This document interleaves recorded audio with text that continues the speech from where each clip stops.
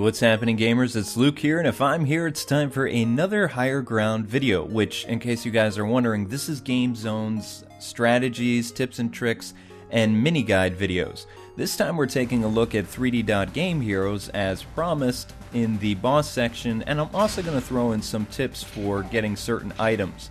I've said my piece about Atlas's Zelda tribute in our initiative video series, so it's time to get to business with the guide. Let's first start with the snake boss in the grass temple. Yeah, I know, this boss is an easy one, but this is still a good place to start.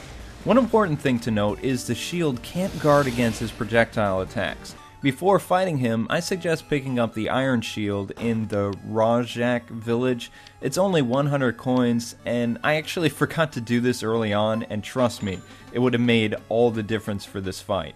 Don't worry if you're not equipped with the iron shield though, because it's very easy to dodge this enemy's fireball attacks.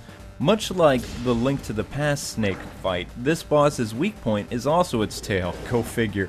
To help players out, this boss's weak point will actually flash.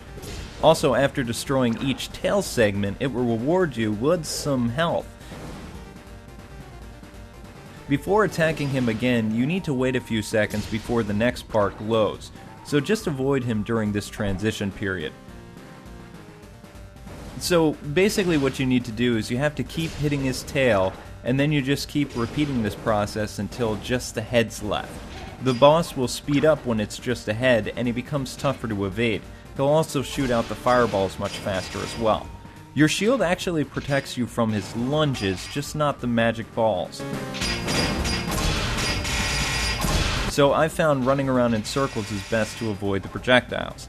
Eventually, after hacking away at the head several times, you will beat him, earn a life up, and rescue the sage, earning your first power orb thingy. Alrighty, so after the grass temple, I would advise doing the love letter event, which starts at the castle by the way, and eventually you guys will earn a life shard. Upgrade the quiver in this cave for 200 gold. You can do it up to 99 arrows if you want to, and please don't forget to buy the iron shield if you haven't already. One last thing is I want you guys to increase the size of your sword to at least a level 5 or 8 if you can. Once you've solved the Lost Woods, the Forest of No Return puzzle, which is up, right, up, left, down, left, up. The Queen Bee boss is like the Snake boss. It's super easy, and this is actually one of the more fun boss battles in my opinion.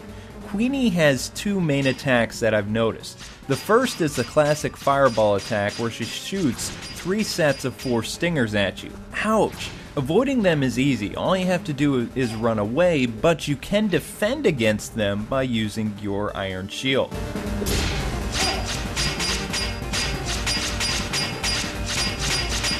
Her last attack is sending her drones to attack you. What's cool about this is when you kill the smaller bees, they'll actually drop health when they're vanquished. My key for victory was patience, upgrading the height of the sword, and of course keeping a safe distance from Her Majesty. If you follow these tips and invoke tons of hit and run tactics on her, this fight will be no sweat at all. However, if you try to attack her more than once, you can get overwhelmed by the drones and her fireball attack. So just take your time and defeat the Queen Bee. Afterwards, you'll earn the green orb and you'll have 5 more to collect. This desert village actually has a lot of side quests for you to do, but the most important thing I would suggest is buy another empty bottle and earn a few more life shards from completing the side quest. You'll need all the extra life for the actual dungeon and the boss fight, as both are pretty tough customers. Moving on to the Giga Golem. I still don't like this guy.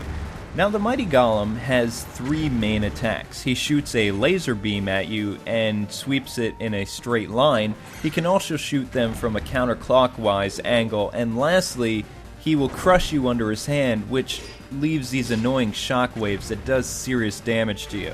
Eventually I learned that his beam attacks can be avoided by running behind him, most of the time. Attacking him is pretty easy and he leaves himself open a lot. When you know you're hurting him, his legs will actually explode out from under him and the boss will speed up his attacks. I suggest putting some safe distance between the two of you as he gets fist crazy by this point. Depending on your life collection though, the ground pound zaps your health pretty fast. Like before, keep attacking him, but this time remove his arms. Now only his torso should remain, and he goes laser crazy even more so. Plus a new attack emerges. For this one, he leaps into the air and comes back down hard and fast. When this happens, run as far away as you can. Mainly, the major concern for this fight is the golem's range is pretty deadly, so avoiding him is your best course of action. Still, continue the same practice of hitting him, running away, until he goes down for the count. Yay! We've earned another orb. Moving on to the next one. Immediately after this dungeon, head south from Ortego, or whatever it's called, on the west side until you find a cracked wall. Blow it up and go inside to claim the Holy Sword. Lastly, you need the anchor rod. So head to these highlands, use the wire rod to cross the gaps. Next, fight off the centaur enemies, then go into the second rock groove to gain access to the hidden cave. Always go back to town to upgrade your sword if you don't normally do this, and scout around for different apple shards, as they make all the difference. Okay, personally, I've never been a fan of water dungeons in Zelda games. They're always very tediously long and sometimes very boring. What made me despise this temple in particularly is the fact that the water gave me an enormous headache, as I said before. So my goal with this was to get in and get out. For this battle, we fight a kraken, or a giant octopus. There are two things to be aware of: the ink balls of pain and the slimy tentacles. The octopus likes to surface in one of 4 places in the room and shoot ink balls at you. You should have the magic shield by this point and be able to defend against the ink attacks. Depending on how much money you have on hand, you can upgrade the length of your sword a lot to reach him too. That way you don't even need to leave the center of the room. Although honestly, once you guys get hit, that extension proves kind of pointless. So I'll leave it up to you guys how you want to go about this, but I upgraded it as much as I could and tried to take as less damage as possible, or just heal myself with lots of potions so the sword would reach. Now, for this fight, I would advise ignoring the tentacles completely, as much as you can. You can kill them, but they come back anyway. Plus, the boss doesn't die that way anyway, so it's a complete waste of time. The tentacles take 3 hits to kill, and you know they're about dead when they turn yellow. Grappling to the boss's location is the only way to beat him, sadly. When you're in range, strike him with your sword. It's simple as that. All I can say is you guys really need to buckle in, because this is a very long fight. Make sure to have potions with you to heal yourself too, and most of the time Inky here likes to hide in the top right corner of the room. This is tricky to hurt him because he surrounds himself with the tentacles. However, in order to get him to move around the room, you must hit him while he's up there. Your best course of action is to find the path with the least amount of arms guarding him and hope you get a decent strike in enough for him to leave. How you know he's near death is more legs will pop out of the water. Unfortunately, that's all the info I can give away for this fight, because some struggle with this fight and others don't. Do your best and grit your teeth and bear it until you beat him and earn the next orb. Alrighty, after the Aqua Temple, I want you guys to go farm some gold so you can buy the silver ring, because it reduces the damage you take. That, and find the other bottle in the water village too. Moving on to the dragon boss. Actually, hold up before we tackle this boss, because you have to have the fire shield, because it makes this fight less insane. Trust me, have I ever steered you wrong? Don't answer that. If you have the magic shield, talk to the man about the fire ruby at Jim's shack. Next, climb to the very top of the volcano and touch the pink rock to obtain the fire ruby. Go back to Jim's shack and he will make you the fire shield. Sweet! Now it's time to slay the dragon. A lot of people say that he is the hardest boss in the game. Personally, I think the golem was, but nonetheless, this boss is tough if you don't have the fire shield. We do, so let's get to it. Dragon Breath has 3 attacks. He shoots fireballs at you, and the more you damage him, the more intense and numerous they become. Since you have the fire shield, you can block them very easily. Keep in mind though, when he's weak, the fireballs now explode, which the hero can't defend from, and it sucks. His second attack is he quickly flies toward you and slams down, causing small shockwaves around him. After this attack, he always goes back to the center of the room. When he does this, go and get a few strikes in on him. The last attack, as he flies slowly at you, hovers around the room chasing you until he lands on top of you, crushing the life out of you. The dragon actually does this a series of times throughout the fight, before always returning to the center of the room. So, what are my tips for beating him? If you have 2 or 3 potions on hand, hold down the shield button and use the upgraded length of the sword to damage him without ever leaving the back of the room. After hitting the dragon enough times, he will speed up and do his flight attacks. As soon as he is airborne, get out of his way. If you took damage, heal yourself, go back to your sweet spot, and let the sword do all the work for you.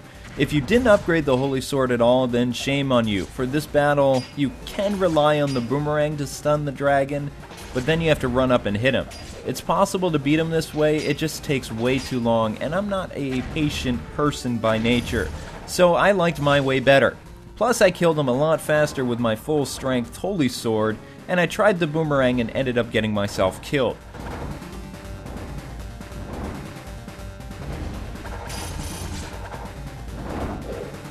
The dragon isn't one you want to fight hand-to-hand combat with, believe me, I know. After the dragon is dead, retrieve the red orb and then do a mandatory quest to find the fire sage. Oh, to joy. The wind dungeon is the one that I hated the most. It's too long and so much backtracking.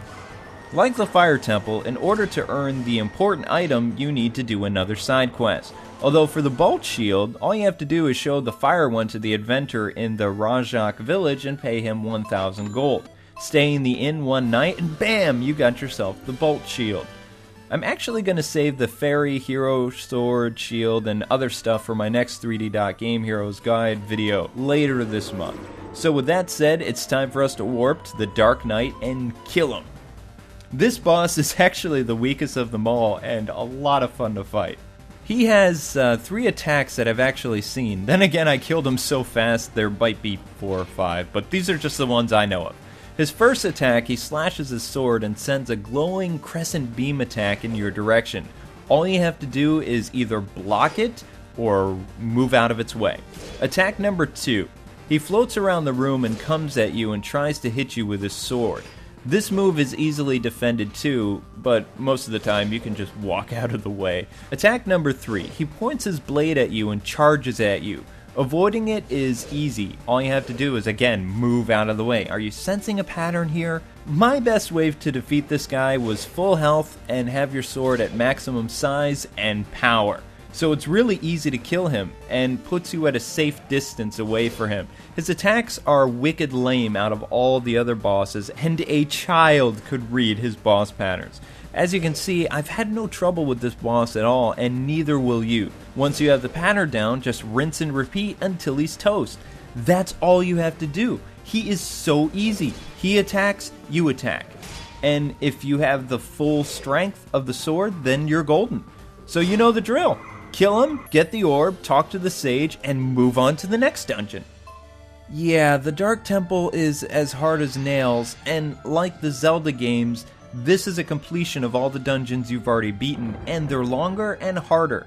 But the boss battles are like playing with angry kittens, so they're not really that much difficult. But we're going to skip all those guys since we've already beaten them, and we're going to go fight the bishop.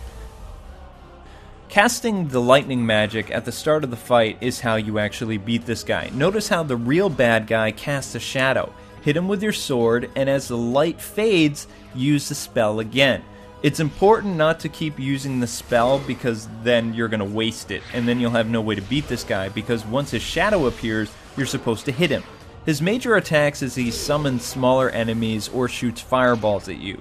I didn't really pay attention, to be honest, to his attacks because I did a lot of damage to him at a safe distance, and eventually I got cocky and I got hit. By this point, I had to walk over and hit him, and how you know you're winning is each time he's closer to death, he'll add one more clone into the mix. His fireball attack can be blocked with your hero shield though. Other than that, if you don't have the hero shield, then you can just walk out of harm's way, and the fireballs don't do that much damage, especially if you have the gold ring with you. This fight, again, isn't that hard, and you should be able to kill him after casting lightning 3 times. Just remember there's a time limit, and eventually you will defeat him, and it's time to face Onyx. Basically Ganon with 4 arms. For the final battle, there are one of two ways it can go: hard or wicked lame. Listen to me because this is very important. Every attack but one can be blocked with the hero shield. When Onyx is weak, he will shoot a large purple ball at you. This move cannot be blocked. Your only hope of not taking damage is to evade it. Running away actually works really well for this attack. The easiest way to beat this boss is to stand in the same spot that you start at the beginning of the fight and block every single attack, use a potion, and just strike him with your sword from a safe distance. Just like with the first boss you fight, every time he flashes you have to wait a second before you can strike him again. If you do this very fast though, you should be able to kill him before he even has enough time to use the unblockable attack against you. Congratulations, you've beaten the game! Rather than show any game spoilers, because I'm trying to be good, I'm going to skip right to the ending credit sequence, since I really like the music for this part. Anyway, that does it for another guide video. As you've guessed, being a YouTube partner, we have some added benefits, like longer videos for one, which by the way, I've known this since 2006. Trust me, time limits, they stifle creativity, and they're just the evil of the universe. So for your convenience, this guide is actually wrapped in one convenient place now. Pretty cool. But don't worry, we will be back one more time with this game in our guide for the Fairy Quest and some other important items that we did not cover in the boss tips video. In the meantime, keep checking back for new videos by me and other contributors. Also head over to our main site, GameZone.com, for awesome content throughout the week. This is Luke. My catchphrase as always is God bless and happy gaming. Thanks so much for watching, and until we meet again, gamers.